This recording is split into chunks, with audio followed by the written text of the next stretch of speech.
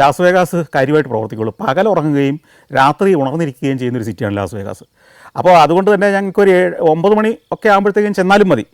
ഈ 500 കിലോമീറ്റർ ഓടാൻ ശരിക്കും മര്യാദയ്ക്ക് ഓടിയാൽ, നല്ല ഇവിടുത്തെ അനുവദനീയമായ സ്പീഡിൽ ഓടിയാൽ ഒരു 9 മണി 10 മണിക്ക് മുമ്പ് അവിടെ എത്താം. അപ്പോൾ ഞങ്ങൾ യാത്ര ആരംഭിച്ചു. ഈ യാത്ര പോകുന്നത് ഓക്ക് ക്രീക്ക് എന്ന് പറയുന്ന ഒരു നദിയുണ്ടെന്ന് ഞാൻ പറഞ്ഞല്ലോ. നമ്മൾ രാവിലെ റിസോർട്ടിൽ നിന്ന് ബാൽക്കണിയിൽ ഇറങ്ങിയിരിക്കുമ്പോൾ താഴെക്കൂടെ ഒഴുകുന്നു. ഈ നദി കുറേ ദൂരം ഒഴുകുന്നുണ്ട് ഈ മലയുടെ അടിവാരത്ത് കൂടെ, അല്ലെങ്കിൽ അത് ഓക്ക് ക്രീക്ക് കാനിയൻ എന്നാണ് പറയുന്നത്. ഒരു ഇടിവ് താഴ്വരയാണ്. അപ്പോൾ അതിൻ്റെ വക്കിൽ കൂടെയാണ് ഈ റോഡ്. നമ്മളിനി പോകേണ്ടത് നേരെ ലാസ് വേഗാസിലേക്ക് നേരിട്ട് പോകുകയല്ല. അവിടുന്ന് ഫ്ലാഗ്സ്റ്റാഫ് എന്ന് പറയുന്ന ഒരു പട്ടണമുണ്ട്. ഫ്ലാഗ്സ്റ്റാഫ് ഒരു വലിയ പട്ടണമാണ്. ഈ ഫ്ലാഗ്സ്റ്റാഫിലേക്ക് ചെന്നിട്ട് ഫ്ലാഗ്സ്റ്റാഫിൽ നിന്ന് റൂട്ട് 66 എന്ന് പറയുന്ന ലോകപ്രശസ്തമായൊരു ഹൈവേ ഉണ്ട്.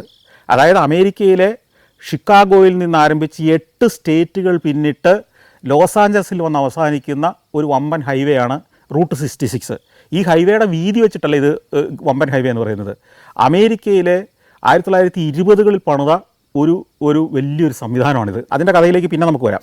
അപ്പോൾ ഈ റൂട്ട് 66 കൂടെ വേണം നമുക്ക് പിന്നെ യാത്ര ചെയ്യാൻ. അപ്പോൾ ഇന്നത്തെ ദിവസം ഭയങ്കര ഇൻട്രസ്റ്റിംഗ് ആയിട്ടുള്ള യാത്രയാണ്. ഗംഭീരമായ അനുഭവങ്ങളാണ് കാത്തിരിക്കുന്നത്.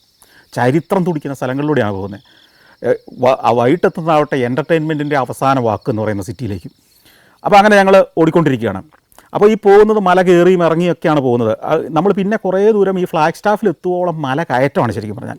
സെഡോണയിൽ നിന്ന് ഏതാണ്ട് ഒരു 2500-3000 അടി ഉയരത്തിലാണ് ഈ ഫ്ലാഗ്സ്റ്റാഫ് ഒക്കെ ഉൾപ്പെടുന്ന